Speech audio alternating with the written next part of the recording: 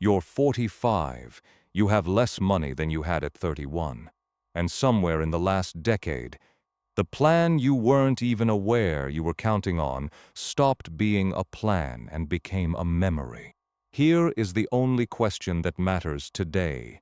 What is the actual number? Not what you wish it was, not what it should have been.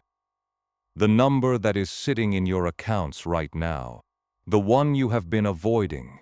Read that again. Because here is what nobody tells you. Rebuilding does not start with a budget.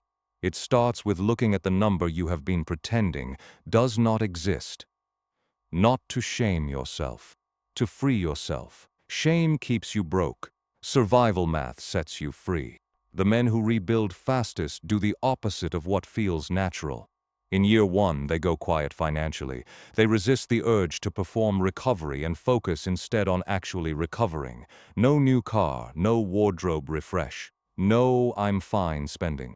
Fixed costs under 50% of take-home. A $500 buffer, not a retirement fund, just enough to break the crisis cycle, and the 30-day rule on every purchase that matters. The urgency almost never survives 30 days of honest reflection.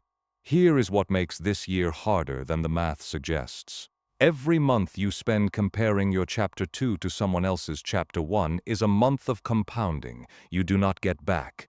Anger does not compound. Invested capital does. You want to know when the math starts working?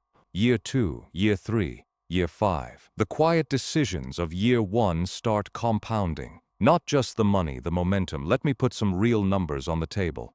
A man at 45 with $40,000 in his 401k, contributing 15% with a match at 7% average return. At 65, that is roughly $520,000. That is not the $1.4 million the other guy has. But it is not zero or either, and $520,000 plus Social Security is a life. It is not the life you planned. It is the life you built. Comfort, it turns out, has a cost. The man who never had a setback just does not know what the invoice looks like until it arrives. You already paid that invoice. He started rebuilding his wealth at 45, but after 15 years, age 60. Here's where he lands. He did not rebuild everything. He rebuilt enough. He knows exactly where his money is. He knows exactly what it costs him to live. He knows exactly what the number needs to be. And he knows exactly when he will reach it. He did not know any of those things at 45. The most expensive thing he could do, with the years he had left, was not spend money he did not have. It was waste time he did not have, but he did not waste it. He has now rebuilt enough to retire rich. This is the end of the Rebuilding at 45 series. This is the Reserve Man. Wealth Discipline second half.